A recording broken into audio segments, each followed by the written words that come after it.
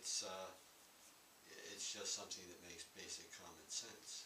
You get more joy out of life Right. following middle path. There's a piece on addiction where if you are addicted to anything, it doesn't matter whether it's sex, whether it's food, or what have you, when you obtain whatever you're addicted to, it doesn't satisfy your desire, it causes you to Right. want more. And that is the message of this book. Right? Pleasure, comparison of happiness and bliss. See, happiness fluctuates, depends upon outside. It deteriorates. Bliss is our own nature. So this is more going in meditation. Coming to the previous point, people who are preoccupied with food, they become sick. So this is the testimony, because we had a health food store from 81 to 2000, 19 years. And one time, macrobiotic was very powerful. Like we used to sell so many books, so many people became macrobiotics. And macrobiotics was brown rice and aduki bean, and seaweeds and all this. Actually, it became a Japanese diet rather than macrobiotic. All of them are so preoccupied with food. Every time you meet, they talk about food. And they were depriving themselves because they were doing excess. Because macrobiotic was supposed to cure cancer. This was the main thing. Cure cancer because cancer cells grow when you take too much carbohydrate and fatty food. So macrobiotic diet avoid mucus forming food. So brown rice and this, and not milk or dairy product, and all these people cure themselves.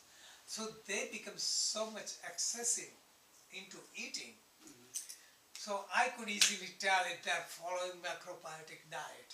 They look pale, they look weak.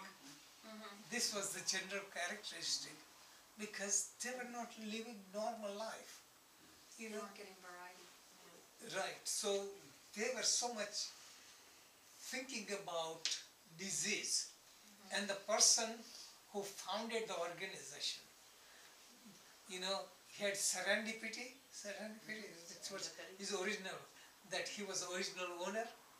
And he invited me to their macrobiotic dinner, and that went at Wesley Manor. There were, 100, 200 people and all this.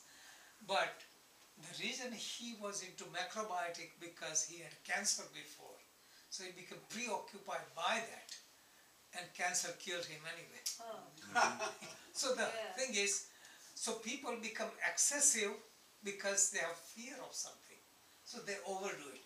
So this is why, instead of thinking about cancer disease, think about health.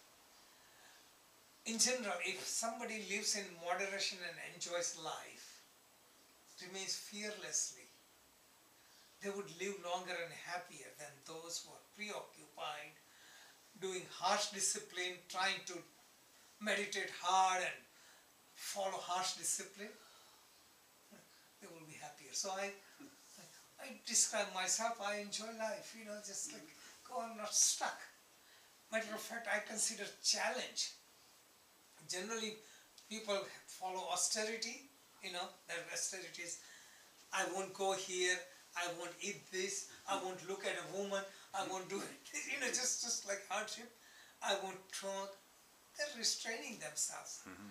Real philosophy of life is flow with life. It becomes so natural that you follow natural discipline.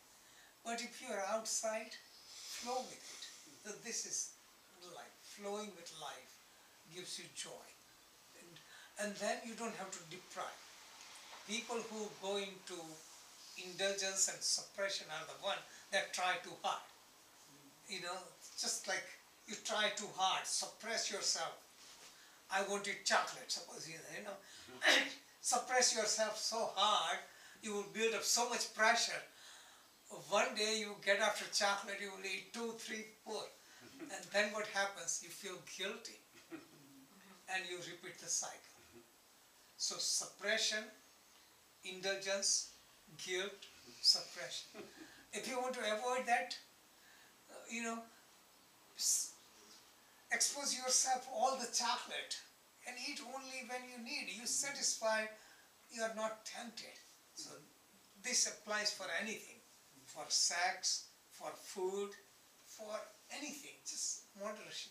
Satisfy yourself so you're content and happy instead of running after it. And